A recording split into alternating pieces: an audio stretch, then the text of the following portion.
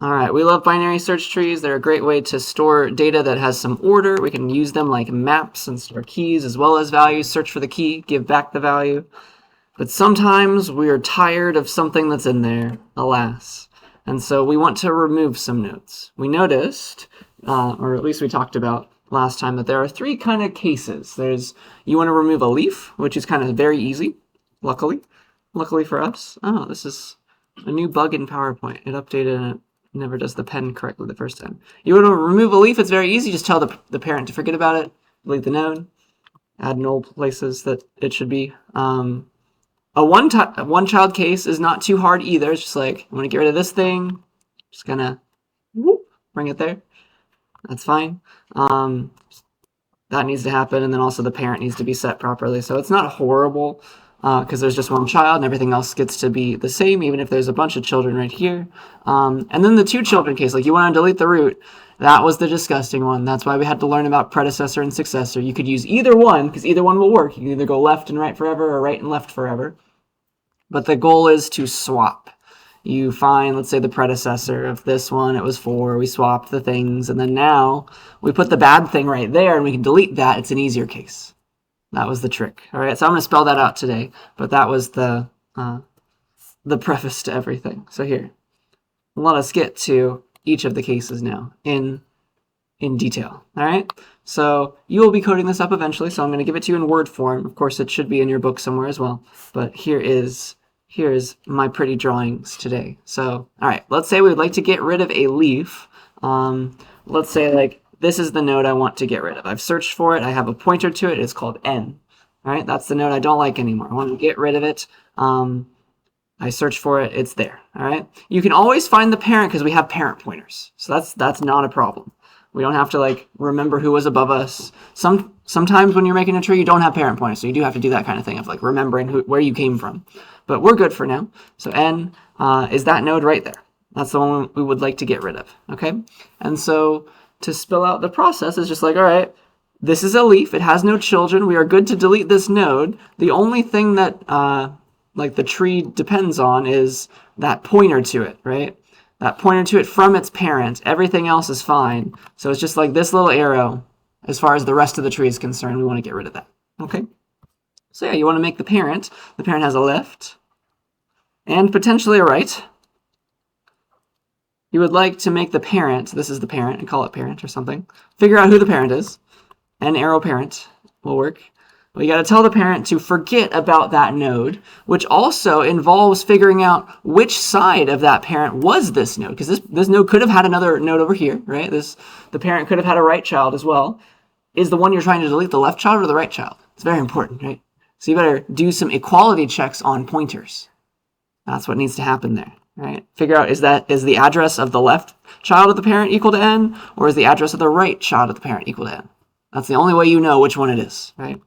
That gives you a place in memory, then you know, right? So figure out if the node you want to delete is on the left or right child side of its parent.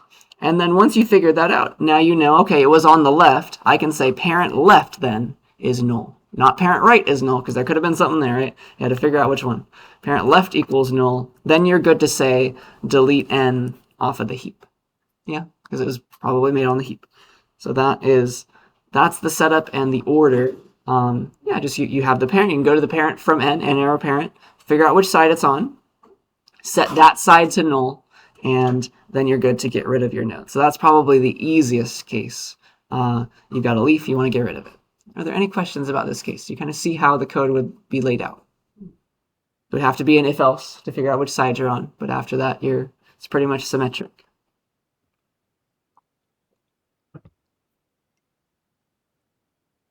All right, so the next one, slightly harder now, all right? So prepare yourself mentally. We've got one child to get rid of, all right? So we've got a node that we don't like anymore, so sad. We want to get rid of it, and it has one child, all right? It has one child only on one side, either the left or the right. Again, we'll have to figure out which side, but we'll get to that. So let's say that this is, I always got a pointer to the thing I want to get rid of. So let's say this is my N now. I want to get rid of that one. All right, the 4 node has one left child. You need to set up some pointers. All right, you need to set up some pointers. You have the find its parent. You need its parent for sure, right? Figure out N's parent. Also figure out what side of the parent it's on, because it's like you're going to do this kind of surgery, right? This is going to go there. Yes? So now it's again like, all right, which side of the parent was this node on again? So you got to figure that out, because you're going to chop this off eventually. All right, so figure out the parent. And then n has one child. You can call it, give it a name. Call it child or something. There's only one, so you're good. All right. It's possible that that child had children. Yeah. What might that look like? Well, it's got to be bigger than 2 and smaller than 4 and smaller than 3 over here. So it could have been like, what? This could have been like 2.5 maybe. That's valid. This could have been 3.5. That's okay. All right. Something like that. That's okay.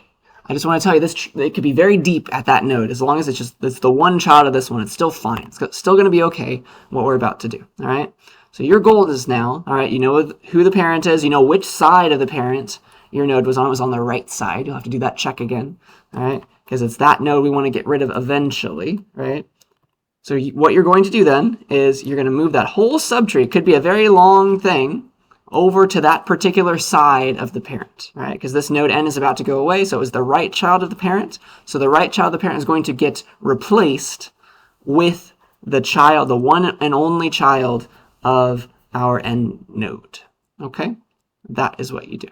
So move that whole subtree to the side of the parent that n was on. It's like 2's right child becomes the 3 node. And notice, now the 4 is out of the picture, kind of, right? Notice that the tree is still a BST. This is not a problem. Everything over here, like 3, yes, it's bigger than 2. You go left, yeah, that's still bigger than 2, smaller than 3. You go right, it's still bigger than 2 and bigger than 3. You see that? But it's still a BST. It's still happy. All right? And it's okay to do it in that way. So that checks out. That's all right. So that's important. And now because the difference from this case is now we also have this new child that's still there, but it has a new parent now, doesn't it? So this node, this 3 node, has been adopted. We have this new child. This is its parent now. All right. It goes up. I'll set the parent pointer with green. So the parent pointer is going like this. We say, okay, the 3's parent is the 2 now. All right. Is that visible? I'll do it on this side maybe. 3's parent is the 2 node now. And this is pretty much a tree. We still have this node which is pointing to places, but we're about to delete it. It's fine. Okay. So 2's right child, because that was the parent. We knew that n was on the right side. We figured that out. 2's right child becomes that new child. All right. Parent's right becomes child, essentially, due to that. It was on that side. And then we say child's parent equals n's parent. Does that kind of make sense? That's the process. All right. Child's parent, n's parent. That's perfect. It's essentially taking place of where n was, taking the place of n. And then you're golden. This n node is successfully removed from the tree. You can delete it. You can say delete n now, and the tree is still a BST. Everything's happy. All the pointers involved from n don't really matter anymore because n is gone. Okay. Does that process make sense to us? It's a little bit more involved because you got to figure out which side of the parent that child that n was on, and then take the one child, put it there. And then also the child's parent now, right? The child is the real node. It has a parent. You need to change it from n. It used to be n. Now it needs to be n's parent, or you get rid of it. Okay.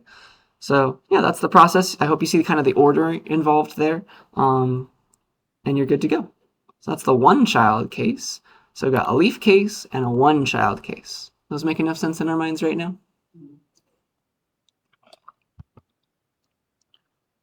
Because it's going to be more than one slide for the 2 children case. All right. Okay. So here we go. Drum roll. All right. So 2 children case. We know that we can't really do anything that we just did in the other cases when we have 2 children, right? You can't just replace it with one of its children. Oh no. So we'll figure this out together. So let's say we want to go all out. We want to delete the root node. It doesn't have to be the root. It could have been this 2 node. We want to delete something with 2 children, all right? Doesn't matter which one, but you can't just replace it with one of its children, right? It's be like, oh, that's the root now, the two subtree, because now you've forgotten about this 7 node, and like, where are you going to put it? Who knows? Or you can't put a 3rd child here out of the 2. It's only a binary tree, right?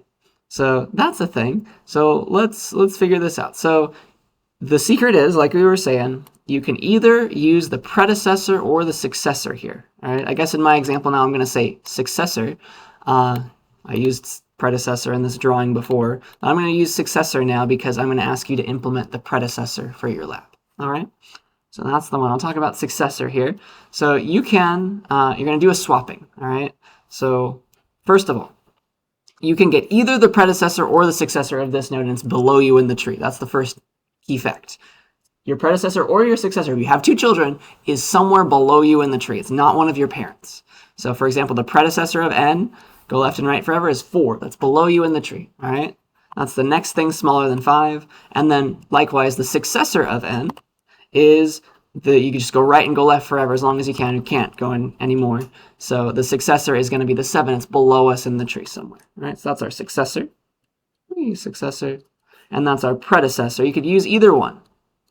It's just the next thing. All right? It's the next thing.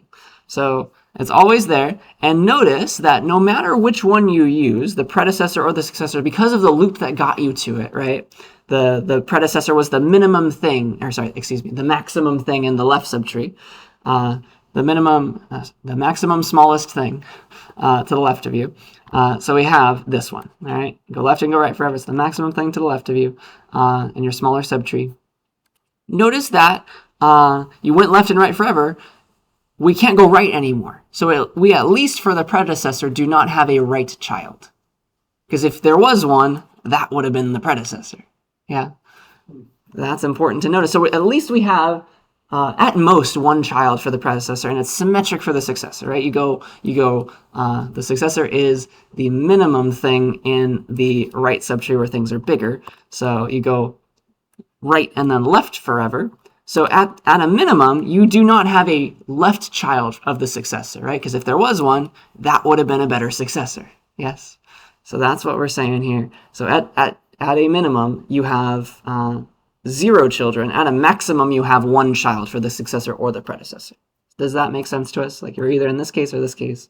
Your successor or your predecessor at most has 1 child.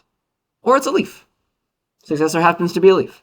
All right, predecessor has 1 child. So notice how these are nice nodes to potentially delete. Those are easier to delete than the one I'm really trying to delete. That's the key idea.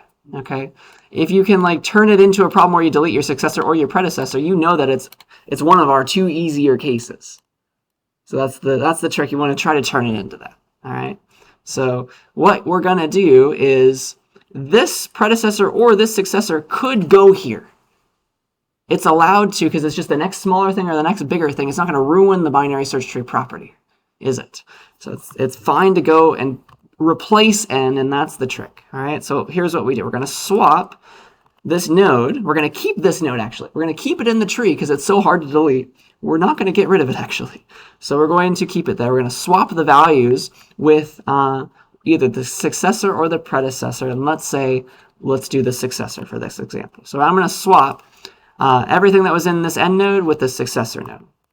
So now it's going to be 7 here and sup here. We do not have to put the 5 in the high here if we don't want to, because we're turning it into a deletion on this node problem. It's like we have its pointer. We don't really care about its data anymore.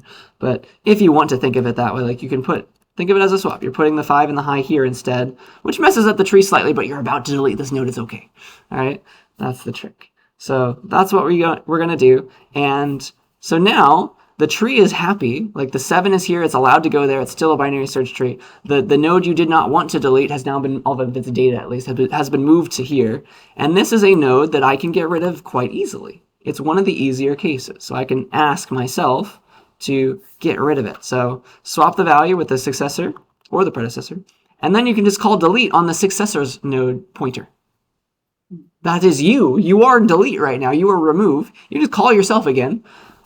And so it's technically recursive, the 2-child case. It's kind of interesting, but you're going to get to a base case because immediately you know how to delete that node now, right? You can think of these 2 cases like I immediately know how to get rid of this thing. It is a base case for me.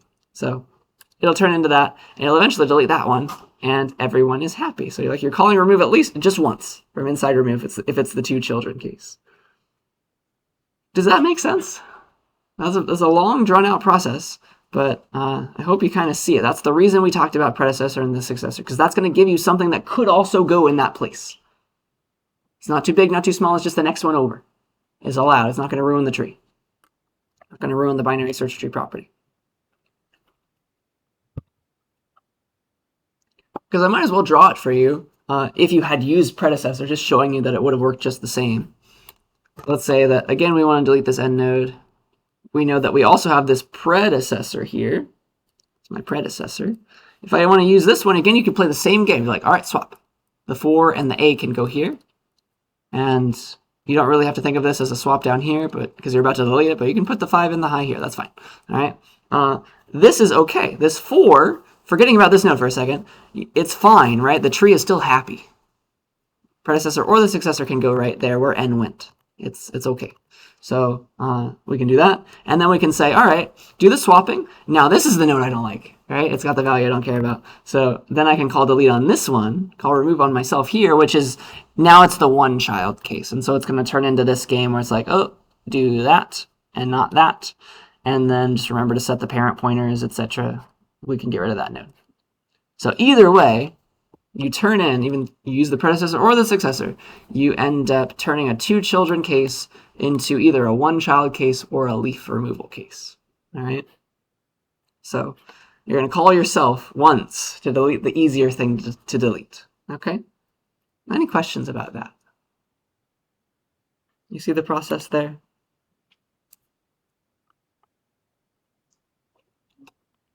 It's a lot of words, but I hope you see the idea. Find the successor or the predecessor, swap. At least move the values of the predecessor or the successor up to where you're going, because that one needs to stay. Then delete that node where the predecessor or the successor used to be. You've safely moved it somewhere else. You've safely moved that somewhere else. You're good to get rid of this node where you put the bad stuff. All right. So that's most of it, honestly, if that makes enough sense. That is most of it. You just follow that in order. There's like just one last kind of thing where you have to keep track of stuff. There is a possibility that you get down to just a few nodes. You have to sometimes change the root or delete the root. All right. That's when you have very few nodes, though. All right. So here's how that works, or at least just one child of the root. So here's what that looks like. Let's say, say you have just one child in your tree. You need to notice when you're deleting the one and only last child. If you're in the leaf case, right? You're in the leaf case and you're deleting the root. That is the one and only thing in the tree at this point. That means you should tell your tree, right? Because your tree class is going to look something like this. Like who is my root? That's how you interact with the entire tree, right? So you have to remember, if you're deleting that last and only node, which is your root right now, and there's only one thing, it's the leaf case at that point, then you got to say root equals null. Okay, so there's some bookkeeping there that you need to remember. Okay, so set the root to null to mark that the tree is gone. The entire tree is gone now. All right, so that's important. Don't forget that one. And then also the one child case where you want to delete the root again. If you were to delete the root, and 16 could have anything. It's just the one child case in general. You have to do a few things, right? This could be a very giant tree over here, but if you want to delete 15, it's the one child case. You know what happens, right? This one is supposed to move up the tree, but it kind of becomes the entire tree now. Yeah. So if the 15 is going away, that means you need to set the one and only child, the 16, to be the root. All right? You need to set it to be the root. And then also remember that its parent is nobody now. Yes? Because the parent of the root is always null. There is no one above you. Okay? So deleting the root with the one child case, you need to remember that. That's another if statement, right? In the leaf case, you got to check, am I deleting the root? If the root was a leaf, that was your one and only node. Now the tree's empty. Also, you need to check in the one child case. Am I trying to delete the root right now? Is the node n that I'm trying to delete equal to my root of the tree?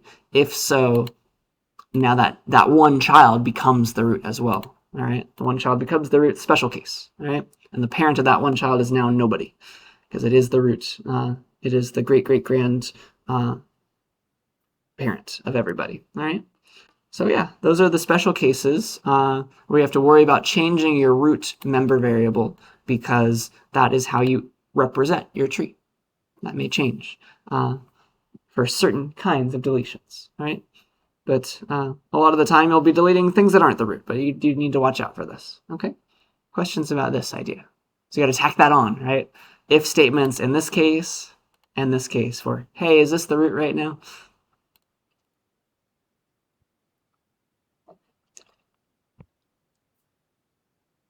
All right. Well, I have a question for you now. Let's see if we're happy. Please humor me and go to the written nice page. Whee! Oh, wait, no, sorry. By clicker page, excuse me. By clicker page. We've just been doing so many written nices. So here is my question for you. So I'll have you get into group, say hello to the people sitting next to you, and discuss this. But let's think about now, what is the worst case running time complexity of removal? You've seen all of these cases. You have the slides from last time. If you want to go to last lecture's slides, you can look at these still. I just haven't drawn on them yet in that version. Say that the height of the tree is h. You got a tree, right? Your height of your BST is h, and there are n nodes total. Those are your two variables that you might want to use if it's not like constant or something. What do you think is going to be the worst case running time complexity of removal? Somebody gives you a pointer to a node you want to get rid of. It could be any one of these cases. I think you can imagine like one case is more complicated than the others, right? What is going to be the worst case running time complexity of the removal operation? Questions about the question? So yeah, please discuss with the people sitting next to you, and let's see if we agree.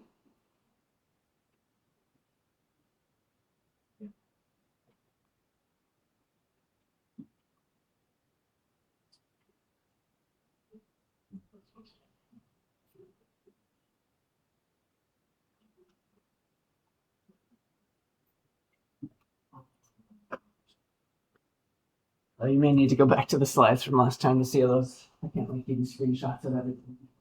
We have to answer any questions.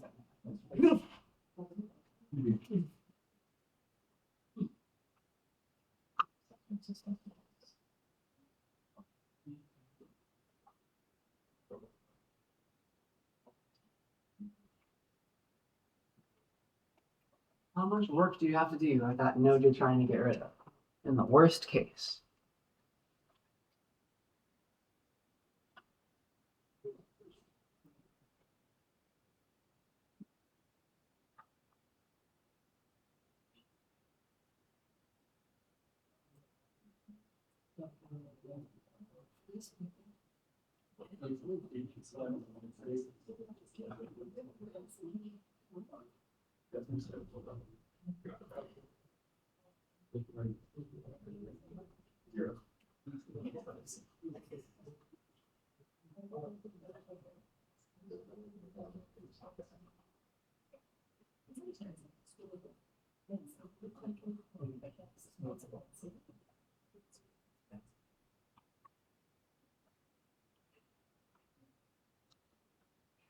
So you're messing with pointers, you're moving potentially around the tree, right?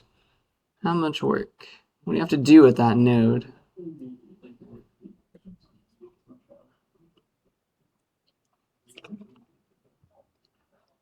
Don't look at the next slide if you download the slides.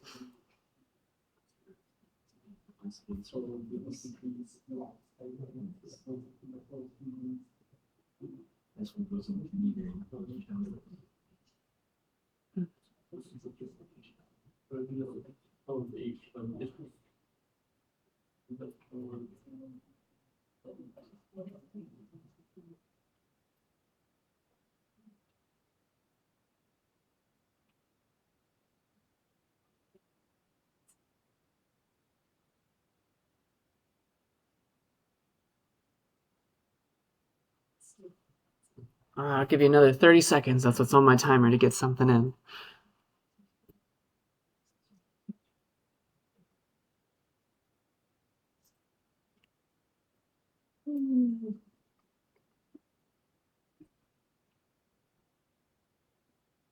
Worst case. Also consider the best case in your mind.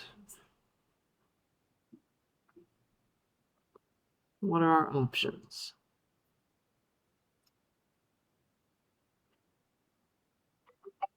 All right, that's my timer. Let us see. Dun, dun, dun.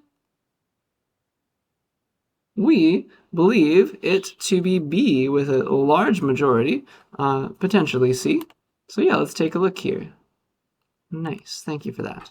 So, worst case complexity of removal, it is going to end up being B. That's probably the best way to explain it. I would agree, because in the worst case, it's like the two children case. You got to find the predecessor of the successor, and we did the analysis of that, right? Which is O of H to get down to where it needs to be potentially, all the way to the lowest leaf.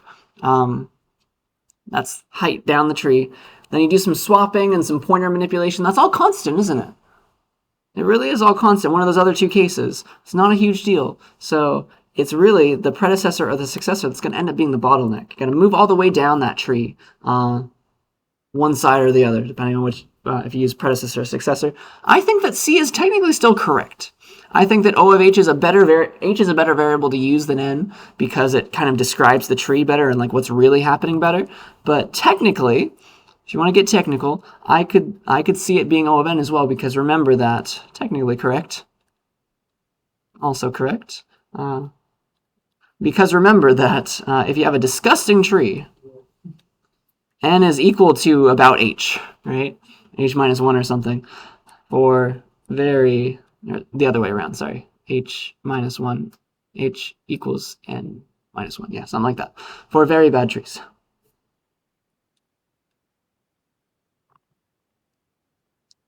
It's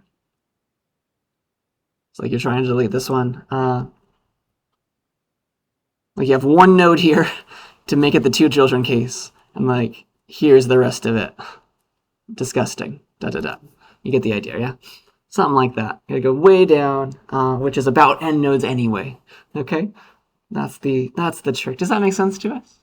So to spell that out, here's a slide on that. So yeah. Sometimes the deletion, we're pretending that we just got a pointer to the thing. Sometimes you don't even have that, and so you have to do the searching anyway. That's not going to matter because it's already O of H to do the rest in the worst case. So usually you're going to search for the node you want to delete. Even if you didn't do that, it's still going to be O of H, all right? Because we know that searching may take us down to the lowest node, something like that. So yeah, we know that we have two easy cases and their complexity matches. So if you're in a leaf case, I hope you see that. All right, I'll go up to my parent, find it, if statement to see what side I'm on, set null on that particular side, call delete on the old node that doesn't need to be there anymore. Those are all constant time things, right? So it's constant time total for the leaf case. That's not too bad, all right? All we're doing, just like messing with pointers and call and delete. That's not too bad. For the single child case, same idea, right? Same exact idea. It's just the only addition to the leaf case was, set that child's parent, because we have an actual child now. Set the parent to be N's parent. That's the one additional line, which is still constant. Adding constant work to more constant things is still constant, right? So constant for the same reason for the single child case. Do those two make sense? It's constant for this one, constant for this one. You're just messing with some pointers. You're not going completely up a tree. At most, you're going to the parent. Going to the parent and the one child at most. Okay? And changing some pointers. There's only a finite number of all those pointers, okay, to mess with. So a constant number. So there's that. Where were we? Here. And then the two children case was the hard one. The first step was, all right, we figure out the predecessor of the successor. We have analyzed that. It's like potentially need to go all the way down the tree to the lowest level, which is going down the height of the tree, right? If you're trying to delete the root, for example. So that's O of H to do that. To do the swapping of the data involved, it's really just move the one you still care about to the node you're trying to delete. That's constant work. You delete that node that you took everything from. That's the one that can be removed. It's an easier one to remove. You know that you're guaranteed to do that deletion of the successor or the predecessor. You're guaranteed to be in one of these cases. So that's an addition of constant work. And so it's just you add all these up, it's O of H. Okay? So in the worst case, it's O of H, and that was the two children case. Okay? That is the goal. That's the idea. So like it looks something like this. Right? In general, your tree's going to look something like this. And if you did successor, like you want to delete this node at the root, and you got to go down, boop, boop, boop, the height of the tree to get to that successor. do the swapping. Everything else is easy. Okay, so worst case O of H. And so you can just ask for the key you want to delete if you want to do searching. You don't need the node pointer because it's just not, it's like an extra O of H. Still keeps it O of H. So you have that option now. Yeah, I think that's what I wanted to say. Does that make enough sense? Questions about the analysis? So best case, right? Best case is you're in one of the leaf case or the single children case. So that's real quick. That's nice. All right, are we ready for space complexity? That one's usually not too hard. Just look at the variables involved. So it's really just this, right? You're gonna, every case, you're like, okay, I'm gonna save on to some parent pointers, some child pointers. Like these are the variables that I'm making. They're pointers to nodes, right? I'm making some pointers to nodes. I got a pointer to a node. That's the node I'm trying to delete. That's my n. That was like the one parameter. Potentially also I will need to do like save the predecessor. That's important. And also run the predecessor operation. So we need to remember, because it's going to include that, what was the space complexity of successor or predecessor. I don't know if we talked about it, but at least on the slides, it's constant time for successor or predecessor as well. Just like you have one node, you're moving right and then left forever. It's constant space, excuse me. Constant space for successor or predecessor, O of H time.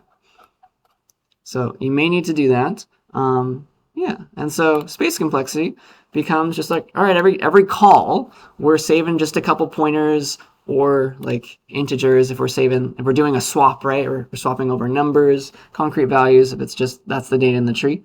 So yeah, it kind of looks like this when we call it. It's like, here's main. We may need to like, say somebody called remove, right? Somebody called remove. We know we have the node pointer that we want to delete. That's our n. Like maybe we're even given the key that we want to delete if we're going to do the searching. That's still constant space. If we want to swap things, that's also important. You may need to save the predecessor, the child pointer, the parent pointer, stuff like that.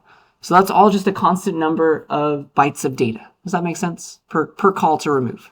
You may need to ask, like, who's my predecessor? Who's my successor? Which is going to take a pointer to a node. It's going to need to like go left and right forever, using n maybe. That's still constant space. Ask for the successor. You have that now, for example. And then if you're in the two children case, you have to call remove one more time, right? After that returns remove one more time, which has its own memory, right? Remove has like an n pointer. It's guaranteed to be in one of these cases. And so at most, it's this one where you're saving the parent and the child at the same time. And that's pretty much it. You got the parent, you got the child, ta-da. So at most, I guess the successor is already run, but like even if you didn't think about it having already been run, like that's all the memory that you need, right? Just a bunch of boxes, a finite number of boxes, mostly pointers. It's constant. Does that make sense to us? To make that thing execute a constant number of pointers / integers, and so that is constant space, all right? You double that amount of constant space if it's like you have to call remove twice if you're in the two children case, but that one's gonna be guaranteed to be a leaf or a one child case, and it will stop at that point, and then you're done, all right? So yeah, that's pretty much it for the space complexity. Do you see why it's constant? Any questions about that? Because that's pretty much what I want you to implement eventually. That's all that I wanted to say about binary search trees. I just want to show you the C++ standard library stuff now. If we're ready. All right, so there's two actual uses of binary search tree. Like it's really a balanced binary search. It's like a red-black tree or something that you've been reading about. And that's your set type and your map type in C++ standard library land. All right, so both of these have a concept of ordering, and they get that ordering by using under the hood usually, at least the GNU C++ standard library. There's a bunch of different C++ compilers, and they all implement the standard library themselves, but at least to get the required time complexities, they're usually going to reach for a balanced binary search tree. So yeah, so the standard library is going to implement the set and the map types using a special kind of binary search tree I checked a few semesters ago and they were using red-black trees legitimately. All right. So like that is very popular. It's used in the real world. All right.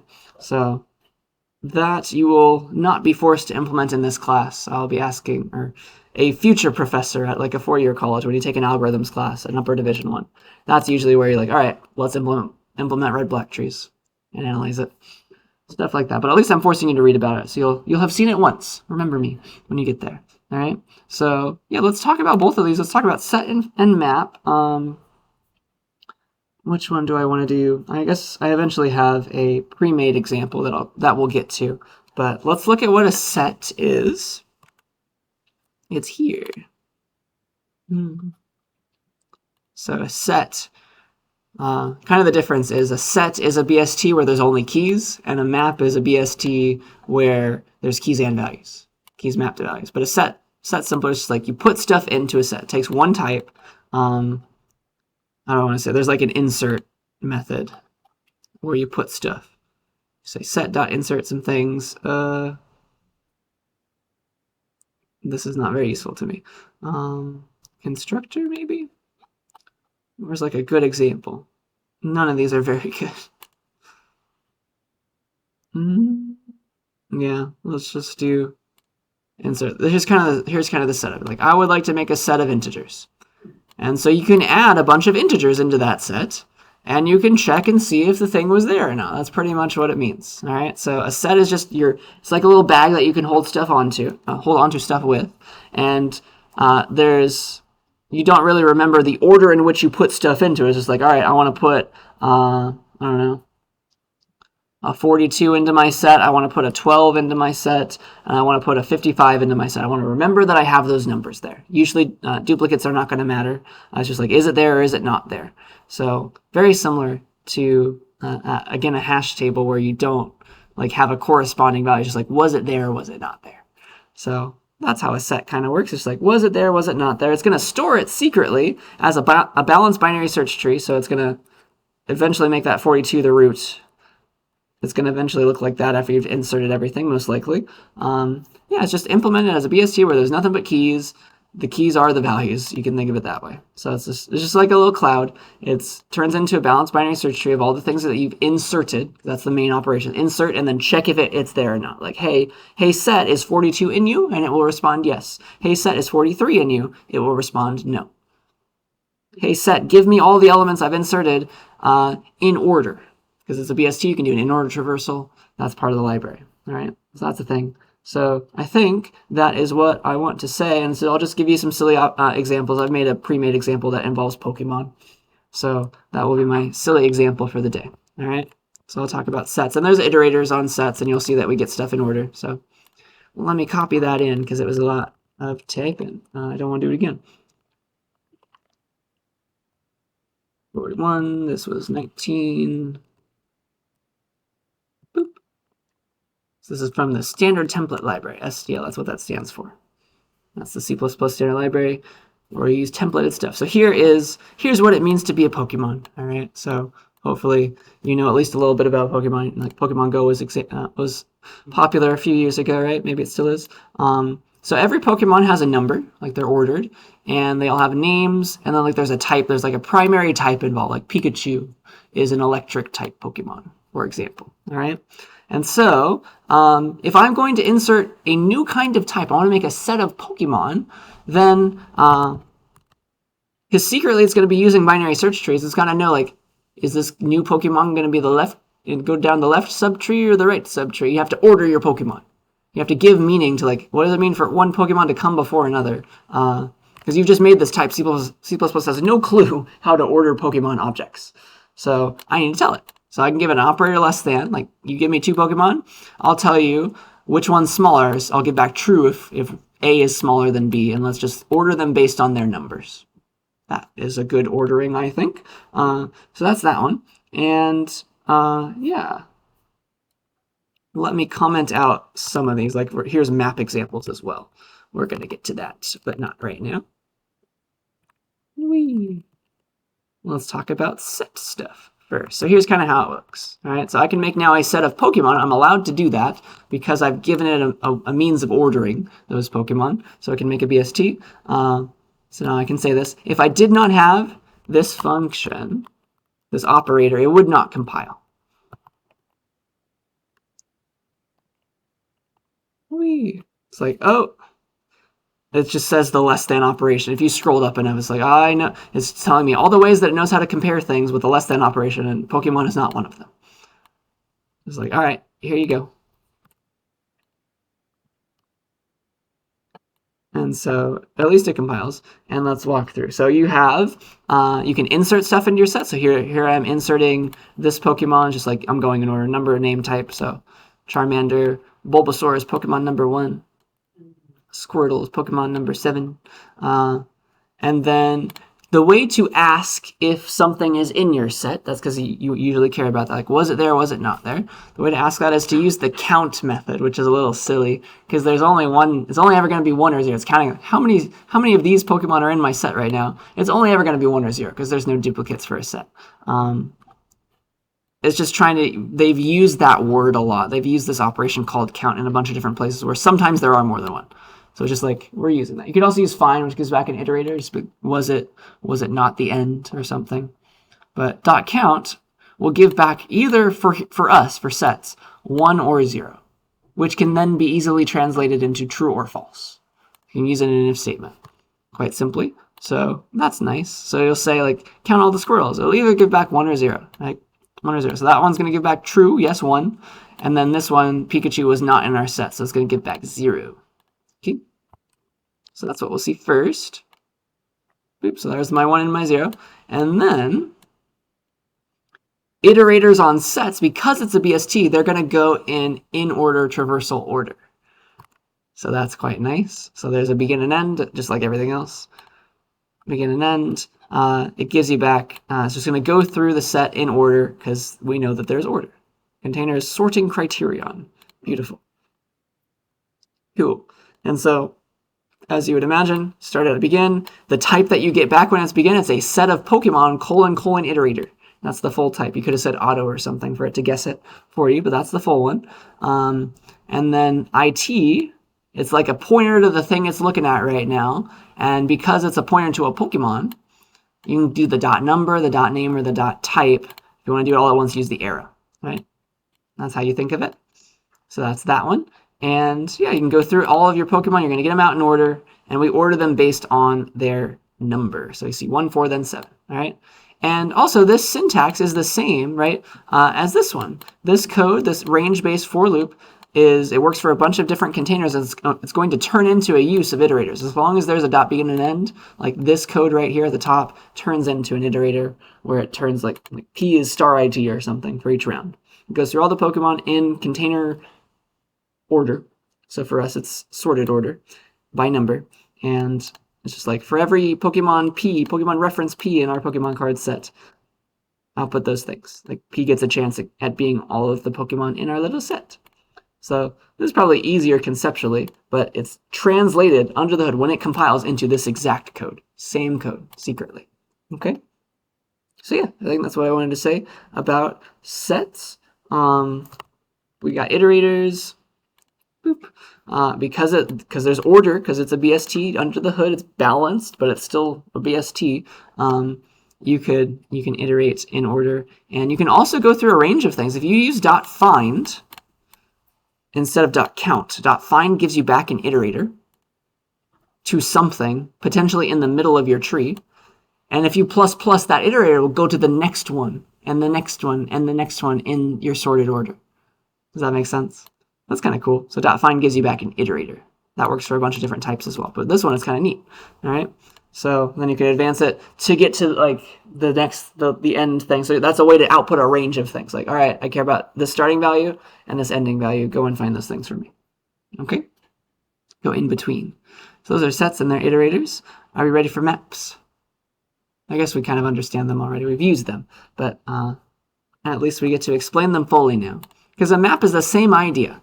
A map is a BST, but the keys and the values are both there now. So you can have separate things. So you can map like phone numbers to names or something. Like 42 maps to mom. Insert that.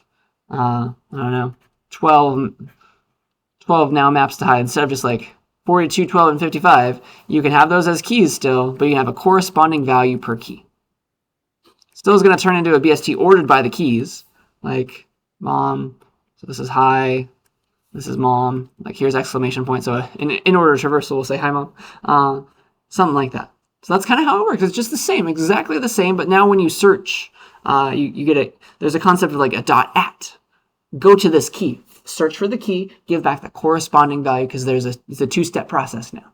I'm storing two things, I want to look up stuff, okay? So yeah, you can imagine that maps are pretty much the same. If I go here, we've looked at them already, of course. There's a key and a value type. It's a little disgusting in this page here. But if you look at the dot in place is how you insert stuff. There's also an insert, but this one's cooler. So you can make a map from like characters to integers, and here you can insert like x is mapping to 100, y is mapping to 200, blah blah blah. And there's a .at. Also .finds and things, but .at like goes to that key. Give me the key type, it will give you back the value type. The mapped type is what they're calling it. So that's quite nice to see what's there. You can also change stuff. You can use that to update as well. But yeah, you can use it just like a hash table, but this is actually useful sometimes. You don't need a hash function. Maybe you have a very complicated type that's really, really hard to write a hash function for, to come up with one easily. So you can't really use an unordered map, but you can get most of the same like speed up. It'll be logarithmic rather than constant. It's still good. Sometimes it's easier to order those things than to just write a giant hash function for a weird looking type. So that's a trade-off. That's quite nice. You don't need a hash function, just a less than operator. Then it will work for your custom type. And then if you're iterating, again, you're using iterators, just like for sets, you're going to get back things in sorted order, but it's sorted by keys because it's ordered by the keys, not the values. The values just are like, they're going to come along for the ride. So here's my silly example of that. Boop. So a map is just secretly a BST with separated keys and values. So here I can make a map of integers to Pokemon, just like you give me a number, I'll give you that Pokemon. Just silly. All right. You can say dot in place or dot insert. So I showed you dot in place. That was the easier one. I think I told you to do that in a past lab. But dot insert also works. The way that you insert into a map is you insert a pair of things. So it's got to be a pair of things, and that a pair is a special type. You can use curly braces to create a pair. It's just more knowledge, and so that's why I didn't teach it that way to you. But you can do dot insert. You can give it a pair of things. Build a pair. Z and 500. Z maps to 500 rather than using in place. In place was easier, but this way works too. All right. So yeah. So number to Pokemon dot insert a pair made of instant Pokemon, like I'm calling the constructor. I'll map the number 4 to the entire Pokemon containing, which is Charmander, which is number 4, fire type, all that stuff, the Pokemon object itself. All right. I could have said in place, could have said this. That also would have worked. Either way. But insert works on pairs, in place works on just like values. It's kind of calling a constructor for you in a sense. So that's kind of neat to think about. But that's the thing. Okay. So I can insert more Pokemon, their number, mapping to the actual Pokemon object that represents them. Number 1, name is Bulbasaur, type is grass/poison. Cool. So I can do all those things, and then you have, in addition to like dot count, it's count on the key types. You can go to dot at. You can go to dot at and get back a thing. So number to Pokemon dot at 4. We'll go and get the thing associated with 4, which is this object, right? That's the object that I've associated with 4. The Charmander Pokemon type, and get out the name. Print Charmander. Boop, so there he is. Cool. There's Charmander, and you better believe that you can iterate through using normal iterators, that's fine.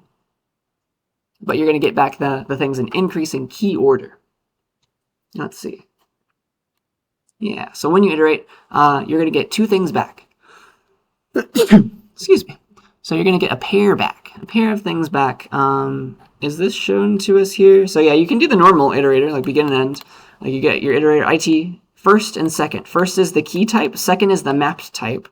And for us, our second thing is a Pokemon object. So you'd be like IT arrow second dot name or something and go into that thing. So that would work. Okay, that's an idea. So like first is the key, the second is the value, and like you have to break that down in that way. So you get a pair back. Dun dun dun. When you iterate in the begin and end way, it's like a pointer to a pair. When you iterate with the this way, with the range-based for loop way, which is a little disgusting. I'm just saying auto because it would have been like pair int Pokemon, a lot of typing. So just auto reference, just figure it out for me, make a reference to it. It is a pair of things though. So it's a it's got a dot first. I can do dot first and dot second rather than arrows because iterators normally have to dereference it. But this range-based for loop makes it easier for me. So it still turns into a use of begin and end, but I can do it this way. So p dot first is the key type. I'm always getting back a pair of mapped things in key sorted order. So the first thing is the key type, and then the second thing is the mapped type, the Pokemon object for us, because that's the thing that's every int is mapping to. And so every Pokemon object has a number and a name and a type, and that's all inside of the p dot second thing. And so that's why I see it in this order with these values. So yeah, it's a little bit less typing to do the range-based for loop, and also use auto. Very, very nice to save a bunch of typing, because it otherwise would have been like pair of these things in common Pokemon. All right, so I think that's most of what I want to say. So first is key, second is value. Any questions about maps? So you got to give an ordering if your key type is weird. So in int for maps, ints are C++ knows how to order ints just fine. But if Pokemon was our key of our map, we also would have needed this operator less than laying around somewhere on Pokemon. Okay. See, I think that's what I wanted to say about that. Yeah, before we get there, let's talk about the complexity. So they're binary search trees, which means they have the same complexity. They're O of H, right? All these operations are O of H secretly, but because they are nice and balanced, right? They're red-black trees secretly, so they're always going to be, the height is going to be proportional to the logarithm of the number of nodes. Have we read about that yet? That's an important thing. So that's quite nice, which means the height of the tree is at most log base 2 of n, number of nodes in that tree. That gives us some very strong guarantees. And so if you look at some of these operations like inserting, for example, figure out where it needs to go, there's always complexity. This one is logarithmic in size. It's going to be logarithmic time because the height of the tree, because it's balanced, it's forcing itself to be balanced. It's using a red-black tree, at least for the version of the compiler that we have in this class. It's going to be a balanced tree, which is going to force it to be logarithmic in height, proportional to the logarithm base 2 of the number of nodes, which is wonderful. Lovely. All right. So that's every operation. So that and like count on sets, like was the thing there or not? It's like a searching operation, right? That one was. It's still a BST. So if I go to count or find, go down to complexity, logarithmic in size because it's balanced. That's the O of H in balanced land, right? So I need to prove that to you. I'll give you a hand-wavy argument. Eventually, I'll get to a better argument in a future class. But I need to show you that balanced binary search trees mean logarithmic time. All right, because if this is what your tree looks like, we need to talk about like why is H proportional to the log base 2. So this is like 7 elements, right? Which is 8. What's the log base 2 of 8? 3. The height is proportional to that. See it? Let me prove that to you, at least with slightly more math, but not a ton. All right. So yeah, if the tree is balanced, then you have some very strong guarantees. All right. So O of H, we can do better than O of H. We can say log base 2. All right. So let me prove that to you. So let's just start. Let's pretend that the tree is like complete or even perfect. Remember that a complete tree is every row is filled in except for maybe the last, and it's filled in from left to right. So that's a complete tree. A perfect tree has everything filled in, right? So pretend it's that, right?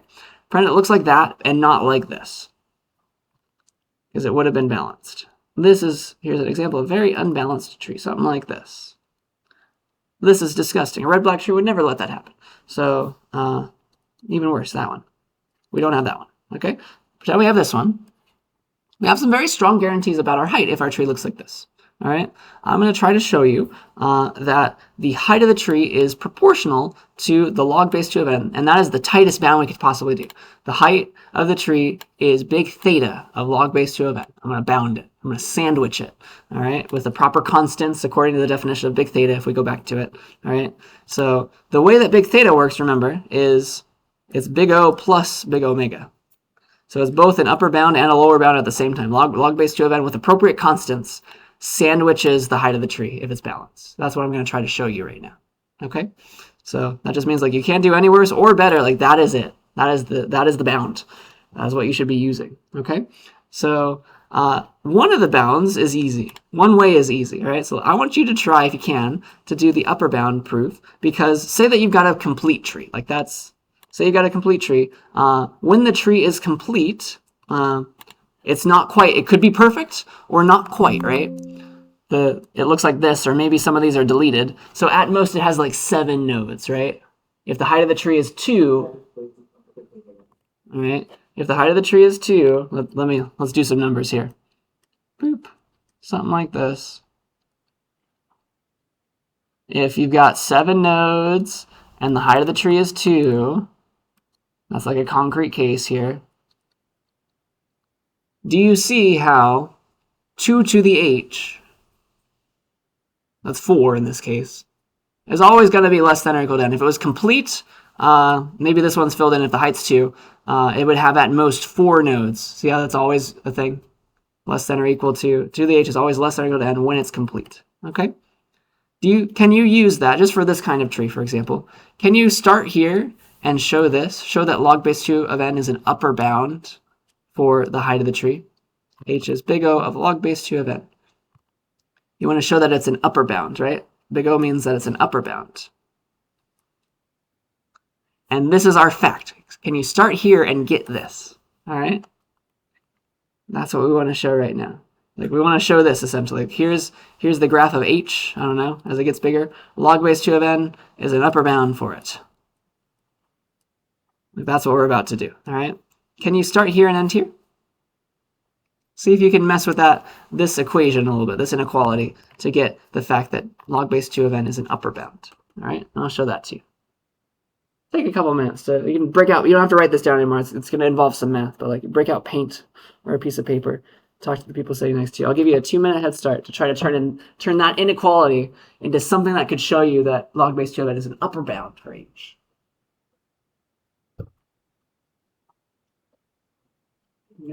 No bigger, right? That one's the max. We didn't have to worry about the constants for big O. Remember that was part of the real definition. You don't not even need any constants. Show that is an upper bound. You kind of see how you do it. This will be your life as an algorithms class student one day.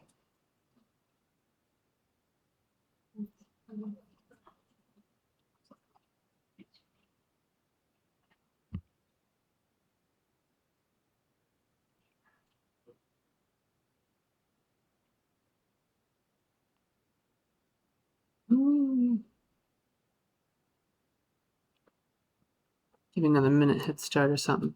But as a hint, it's just like you want to show something like this, like log base 2 of n is, with some math maybe,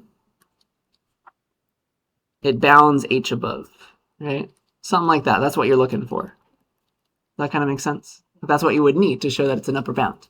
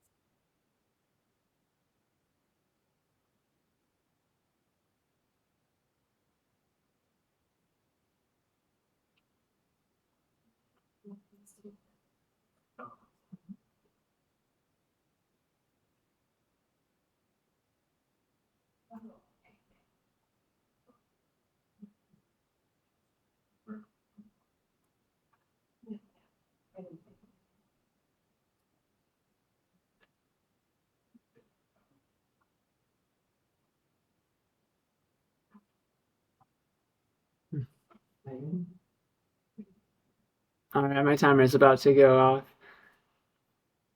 Do you see how, if you were to eventually get something like this, that would prove that log base 2 of n is an upper bound for h, first of all? Does that make sense to us? So now the trick is, like, how do we take this? Like, that's our fact. We know this. How do we turn it into something that looks like this with log base 2 on this side? Does anybody have an idea? Or look ahead to the next slide. Yeah. Yeah, you can take the log of both sides, and that's not going to mess with the inequality because log is like increasing. So yeah, when the tree is complete, you got this guy going on here. And if we just took logs of both sides, log base 2 of both sides, that would do some stuff for us, wouldn't it? Log base 2 of that, log base 2 of that. That thing. It's supposed to be the n in there, if that makes sense. Log base 2 of that there. And that would turn it into the 2 to the h cancels, right, with the log. So this turns into h on the left side and then log base 2 of n on the right side. It's like, all right, I know then that log base 2 of n is an upper bound for h. Does that make sense? This inequality tells me that, just like I read it. Log base 2 of n is bigger than h, bigger than or equal to. It's an upper bound. I don't even have to worry about the constants that would be involved in a normal big O proof. It's like it's constant is 1. Okay, so therefore log base 2 of n is an upper bound for h when the tree is complete, at least. With a red-black tree, it's never going to be exactly complete, but it's going to be close enough. So this is a good enough example for this class. It's like what we're trying to show is what we just showed, first of all, is that like no matter how the height of the tree grows, log base 2 of n is never going to be any smaller than it. All right, it's an upper bound. We've shown that it's an upper bound when scaled appropriately. That's all that big O means. With a constant, it's sandwich, like it's above it always. So it's never any bigger than that. That's what big O means. All right. To prove big theta, I also need this. I need some other constant with log base 2 of n to sandwich it right here. All right. So like this is like C2 times log base 2 of n.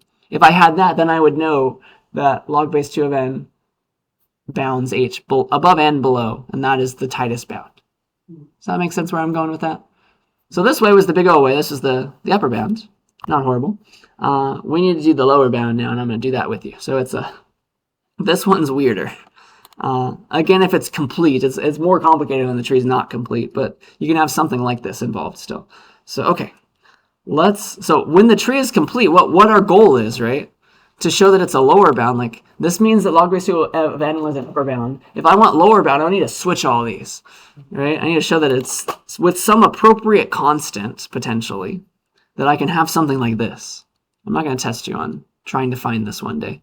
This is an algorithms class thing, but like something times log base 2 of n, potentially, is less than or equal to a bunch of stuff, that's less than or equal to h. Like I need this sort of equation. Does that make sense to us? Like that would give me that it's a lower bound with a constant at least in the front there.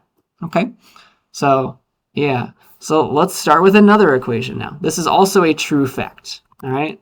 This first one was a true fact and that was useful for us. 2 to the h was less than or equal to n when the tree is complete. Also when the tree is complete, this is a fact. N is less than or equal to 2 to the h plus 1 minus 1. Let me prove that too. So when the tree is complete, let's say that this is true. So this is a complete tree. It's filled in with the last row from left to right. It's got a height of 2. Height is 2. The number of nodes n right now is 1, 2, 3, 4, 5. It's always going to be less than or equal to 2 to the h plus 1 minus 1. What is that in this case? 2 to the h plus 1 in our case is 2 to the 3, right? H plus 1 for us equals 3. Try to write that small. Equals 3. Let's just do equals there. Minus 1, that is 7, right? And that happens to be the maximum number of nodes that we could possibly have in a height 2 tree that's complete. Like if we added 2 more, right? That would keep it complete and have a height of 2. That's the max number that we could have with a height of 2 and being complete, right? And that's 7 nodes exactly. All right. So it's always going to be like that's the number that bounds above n. So that's always greater than or equal to n itself. Does that make sense? So that's this equation. If we start with that, Now we can try to do something like this.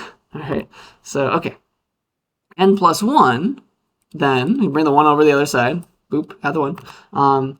N plus 1 is less than or equal to 2 to the h plus 1. Oh, goody. And then we can take logarithms of both of those, right? We can take logarithms of both sides again and be like log base 2 of n plus 1 is less than or equal to log base 2 of h plus 1, which just turns into h plus 1, yes? Still following me there? What is this, right? Well, I guess we can bring the 1 to the other side, subtract it, right? Subtract, oh goodness, where was I? This one. Subtract it. Now we have this, right? Log base 2 of n plus 1 minus 1 is less than or equal to h. We're getting there. Getting closer to this, right? And so let's think about this. This is our equation so far. We've got this right now, okay? We've got this right now, but we really want log base 2 of n. If you take log base 2 of some number plus 1, that's always going to be bigger, right? That's always going to be bigger than just taking the log of that number by itself, yes? So then I can do that. You see where I'm going with this? So then I can do this. Like that's bigger than this. Just take the log base 2 of n by itself minus 1, okay? So that this one can turn into this one. It's always going to be bigger than or equal to, I guess. I'll just keep that. It should be strictly bigger, I believe. There's that, especially when it's a positive number. And yeah, I think that's what I wanted to say there. And now, now we have this equation, right? This less than or equal to h, which is almost log base 2 of n, right? Less than or equal to h. We're getting there. We're getting there. Now, just to do the big omega, right, because we're trying to find a lower bound, we just need some constant, really, out in front of the log base 2 of n. From a certain point onwards, that'll always win out. And so, just for fun, we can pick, you better believe that it's like 0.001 times log base 2 of n is going to be smaller than this for an appropriate sized starting point. Does that kind of make sense? If you go back to the definition of big omega, that's kind of how that works. Just like pick that, all right? Eventually, from some point onwards, like this is going to be much smaller than this one. And then we're happy, okay? That's all we need. Like starting from n equals 2 or something onwards, that this equality should hold. And then you're golden, right? Then you're golden. You've proven that some constant from a certain starting point onwards for n is times log base 2 of n is less than or equal to h. So that means that log base 2 of n, the function, bounds below, is a lower bound to h when the tree is complete and nice and balanced like that, all right? So that's what I just showed, that the height of the tree grows like no more, right? Or sorry, no slower than log base 2 of n. It's bounded below now, all right? So here's h. As h increases, here's log base 2 of h times like 0.001 or something. It's bounding it below. Okay, from a certain starting point onward, like when it's 2, maybe it's a little bit smaller then, but eventually it wins out. That's what it means to be big O omega. Like if this is h itself, give me a better one. Like eventually, this is h itself. Like from some point onward, the log base 2 is going to win forever and ever until the end of time. Does that make sense? Now it's a lower bound. It's always going to be below at this point onwards. Always going to be below. And yeah, now we have the sandwiching. We also know that just log base 2 of n by itself will always be, log base 2 of h, sorry. Log base 2 of h by itself is also an upper bound. That was our big O. This is our big omega. And so now we have both. We have like, all right, the big omega of log base 2 of n works out for h. We also have big O of log base 2 of n gives us bounds h. And sorry, there's too many variables involved. It's supposed to be in log base 2 of n, log base 2 of n, bound h itself. That's what I'm saying, okay? And that gives us a big theta. We have both of those at the same time. You've sandwiched it with appropriate constants. This one was just 1 times log base 2 of n. Now you've sandwiched it forever and onwards. This one's always above, that one's always below. It is smack dab in the middle. We have the fact that, where are we? The height of the tree is proportional. So tightest bound is proportional to log base 2 of n when the tree is complete, at least. All right. Does that make a little bit of sense? Does that proof? I'm never going to ask you to do that on a test or something, but I hope you kind of see like that was kind of what we needed to say that. We needed that math, okay? And what that gives us is that, oh man, every operation that was O of H for our BSTs that we learned about, predecessor, successor, search, insert, remove, they are all now for a balanced tree, big theta of log base 2 of n. That is their running time, and that's a more interesting bound, right? So it's a more precise bound, which is great, all right? So they're binary search speeds, and that's kind of why we call it a binary search tree, all right? Also the fact that like you go left and go right, and you cut off half of the tree. So, and that's very fast, right? We did an analysis of at least linear search versus binary search in this class in a lab. You know how blazingly fast that is. That is, it's not constant, but it's very, very close, right? What's the log base 2 of like 1,000,000? Not very much. Let's figure that out. 513. Import math. Math.log base 2 of, what about 1 billion? Log base 2 of 1 billion. Million, billion, 30. 30 is the height of that tree. If you got 1 billion nodes in it, it's balanced. It's complete at least. So it's practically constant for all normal amounts of things. So yeah, that's all that I wanted to say. And I hope that makes sense to you, why you'd want to read and learn more about balanced trees, because they give you that power. All right. So yeah, I think that was everything for the day. Are there any questions about anything we talked about? All right, so that's BSTs in a nutshell. It's time for our lab. So let's talk about lab 7. This one will be due on the 24th, so it'll be due in a week. I assume you have one due today or this week because of that. Oh wait, no, I wanted to do it this way. Makes it bigger. There we go. So lab 7 is going to be about just trees, not BSTs yet. There's going to be eventually a VST lab, but this one's about trees and recursion on trees. So you're going to go back to just the tree examples and all that stuff. So let's go look at that code. Windows. Start code 4107, right? So yeah, here are all the things. You got to make file as usual. You've got a few different files, and the kinds of trees that we're going to be working on are going to be they're going to be expression trees. Okay, they're going to be expression trees, and here's what an expression tree looks like. It's like, all right, it is a tree form of a mathematical expression. It's like, if you want to do this one, 2 plus 7 times 8 minus 9 with these parentheses, like you do 7 times 8 first. Do you see how it becomes this tree? The outermost operation is the subtraction, where you do all of this minus the 9. Do you see how that's going to be the left subtree or the right subtree? See how that corresponds? And then, all right, this one, 2 plus 7 times 8. You got 2 on the left. You got a plus node, right? 2 on the left, and then 7 times 8 on the right, which is star 7, 8. Do you see how that, you can go deeper and deeper, and that gives you, you don't need parentheses anymore. It's just the children imply, like, all right, you need all of this as final answer before you're ready to subtract 9 from it. You see that? Questions about how do you read that tree? It's like, that's very important. All right. So we're going to represent this kind of tree in code. That's in expressions.h, I assume. Cool. And so we're going to have not tree node, we're calling it expression node. All right. So this is the kind of nodes in our tree. There are a bunch of expression nodes, and every expression node has left and right children, of course, could be null. And then either one of these is going to be filled in. For an expression tree, I hope you can see that all the leaves are always going to be numbers, because that's how math works, right? If you do it like this. Whereas all the nodes that are not leaves, which are called internal nodes or interior nodes, okay, those are going to be your operators. So if you have a node, you're looking at a node right now, see if it's a leaf using left and right. If it's a leaf, you know it's data that's filled in. That's the one you want to go looking at. If it's not a leaf, it's the operation. It's an operation node. Does that make sense? You're going to have to figure out based on whether or not it's a leaf. Every leaf has a data value set, and the character is undefined. Every non-leaf node has an op value set, and the data is undefined. Does that make sense? This is not like a number at the minus node or something. So that's how we're representing it. You go looking for the right thing depending on where you are. So you can check if it's a leaf quite easily. Okay? So that's how that's going to work. And your first step is to evaluate. Evaluate expression trees. All right. So say you were given this this tree, it's a simpler tree.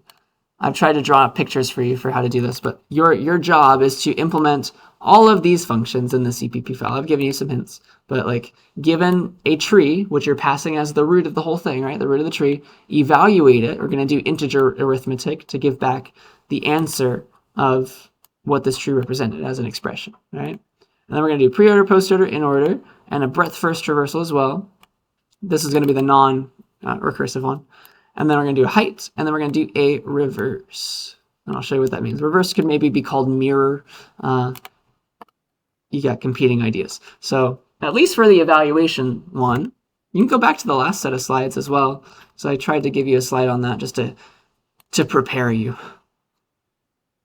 Was it this one? Or, oh, wait, was it at the start here, actually? Yeah, never mind.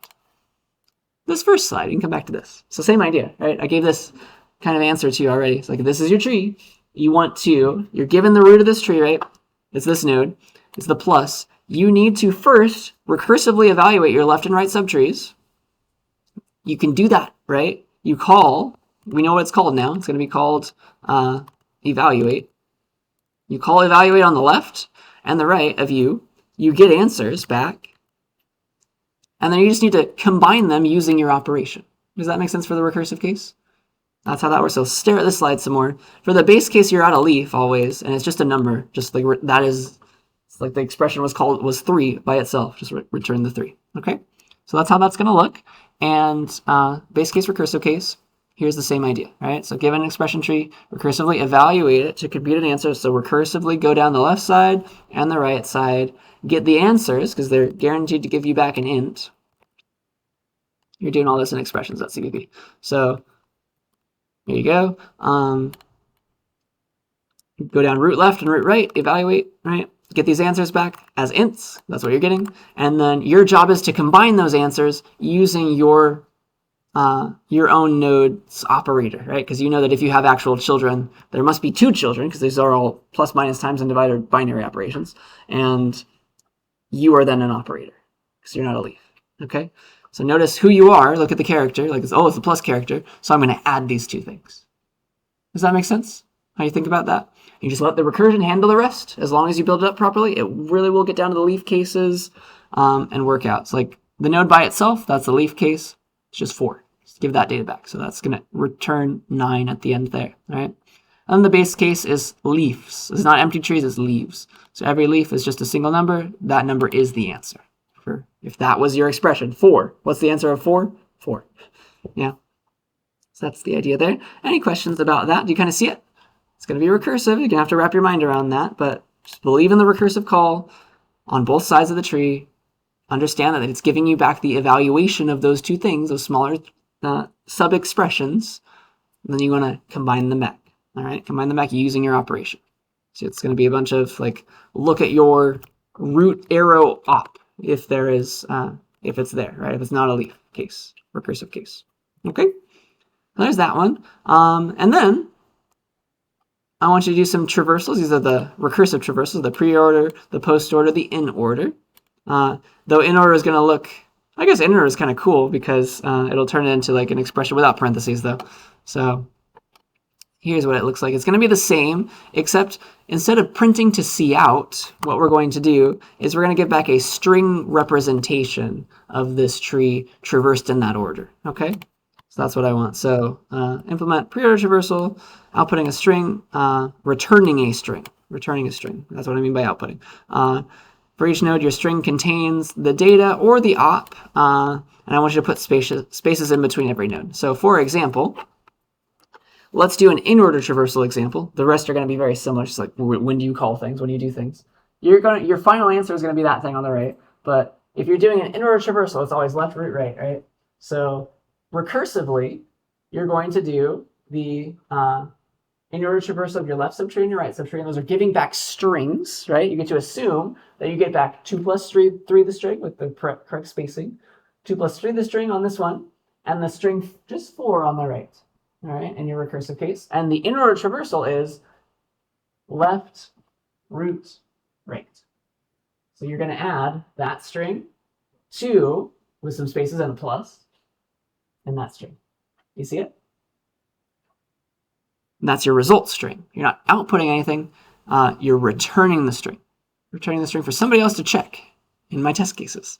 You could also see out it later, but it's not your job to see out in this. As you give back. You're building up a string from smaller strings that you get back from the recursive calls. Okay? Again, your base case could be in the leaf case, where it's just like, all right, you got your data, turn that data into a string. You see it? And all the other ones are just like, in what order do you put the things? It could have been left, right, root, in which case it would have been this, and then a space 4, and then a space plus at the end. Okay? So that's pre-order, post-order, in order. So the diagram on this is for in order, and that is the recursive case, but it's kind of implying the base case is the leaf case, where you just turn the thing into a string. Okay? Questions about that? So you're going to be very, very comfortable with recursion. I'm going to force it upon you by the end of this lab. All right? So make sure to ask lots of questions. That's pre-order, post-order, in order. And then there's also breadth first. The breadth first traversal of a tree is not recursive. That one involves a queue, remember. So go back to my slides on that if you need to. My hint to you is remember that it's not going to be a queue of like ints or something, because first of all, it's a character or an op. Like you can't like make a queue of both of those at the same time. That's impossible. It's going to be a queue of nodes. So you should be making a queue of node pointers. All right. Circles, right? Circles rather than data values. That's what. Go back to this slide. It's a queue. You're pushing nodes, pointers to nodes. Okay. So that's important. Where were we? Here. So yeah, the breadth first just goes in level order, and you're building up a string just with like a while loop and a queue. Okay. So breadth first, same output style as like the pre-order. It's going to be string. Giving back a string, space separating all the datas and the ops, whichever kind of thing you're at right now. Okay. We still good? So that's the one non-recursive function in this thing. All right, and then for the last ones, we've got height of the tree and then mirror the tree. This one's the coolest, but the height of the tree looks like this, right? The height of the tree is the number of edges, which are the little lines that separate nodes, we say. It's the longest number of edges from the root to a leaf node. So again, if it's recursive, somebody gives you a tree, right, by giving the root. You want to go and see, all right, recursively, to solve for the height of the tree, it's like go down the left side, figure out its height, go down the right side, figure out its height. The recursion gives that to you. So the height of this subtree is 1, the height of this subtree is 0, yes? You're guaranteed to never have an empty tree if you want to do this as your base case, that's fine. But technically the height of an empty tree can be -1, that would also work. Your height is 2, how do you figure that out from the heights of your children? Do you see it? Try to think about that, okay? So yeah, height of the empty tree can be -1, but you're never going to get an expression tree with nothing in it. Let me not eat my words, actually. I might give you one test with that, just for fun. This is an expression tests file. Let's see. Did I give you a... I do, sorry. Yeah, I'm giving you an empty tree. So you do have to encode that it's -1. You do have to have that base case. That might as well be your one and only base case, because it'll turn into 0. The leaf case will turn into 0 if you let the subtrees have -1 height and you try to combine them and like build 0 out of that. So think about it. How do you make 2 out of the fact that you saw 1 on your left and 0 on your right? Could have been the other way, okay? Also could have been 1 on your left, 1 on your right. Its height's still 2, isn't it? If this was also the same thing over here, just as deep, it would still be 2, wouldn't it? So yeah, think about that. That's a good base case, I think. So that's the height. And yeah, the last one. Are we ready for the last one? The last one's the most complicated. This one's called reverse or mirror. You think about it as mirroring a tree or reversing a tree, however you want to think about it. This one is going to, this one's the one void operation. It's going to mess with the tree itself. It's going to change pointers around, all right? This one's going to mirror all the nodes in the tree, and so that turns it's going to swap the children, swap the left children with the right children for everybody. So it's going to turn this tree, hope you can see it, into that tree. Do you see it? It's mirroring it. So what was left became right. It's like this one over here, this was a 4, became the right. This was +2, 3, mirrored now, becomes +3, 2, bless you. Does that make sense? You're going to modify the tree that was given to you, and think about how you're going to use it. It's a void operation, right? You're going to it's recursive still. You're going to call it on the left subtree, you're going to call on the right subtree. You're going to imagine that it messed with it properly, right? So you know that once you call it on the left subtree, you turn it into this. Yeah, that's the mirrored form of just that. When you call it on the right subtree, you know you turn it into just the 4 still mirrored, right? And your job is to now turn this final tree with this and this. And that's your left subtree, that's your right subtree. Now it should have turned into that, guaranteed, based on the recursion, as long as you do the rest right. Now you need to turn your final tree that's rooted here into that one. So that's going to involve messing with left and right. Yeah. So that's kind of cool, I think. It'll turn into that. I assume you're going to get a different answer if you use subtraction or division in your expression tree. Then you get a different answer, don't you, when you mirror it, probably. So that's cool. And yeah, that's your, you can think of this base case again. Probably you're going to want to do the empty tree as your base case. How do you mirror the empty tree? You're done, right? So that's an easy base case, I think. So I think that's what I wanted to say about all of those. Are there any questions about any of these you're trying to create? Remember to give back strings for the traversals, not scouting anything. And then breadth first is the one odd man out. It's the one thing that's not recursive. Everybody else is recursive.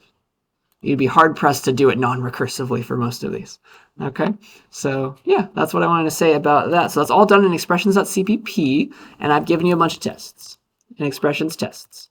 All right, it's testing all these different things. Here they all are. I've made some functions to make some simple trees, complicated trees, and eventually I need to delete them so I don't leak memory. But yeah, you're going to not make any of your own tests. You're just going to get mine to pass. And so if it's failing, like I've got an empty tree, a simple tree, and a complicated tree. Here's what they look like. I worked very hard on this. So here is the make empty tree function, gives back just null, of course. The simple tree is this one. It's 2 plus 3 times 5 with the normal order of operations for math. So it's this. This is your tree right now. This is what this gives back. So it's building it up painstakingly.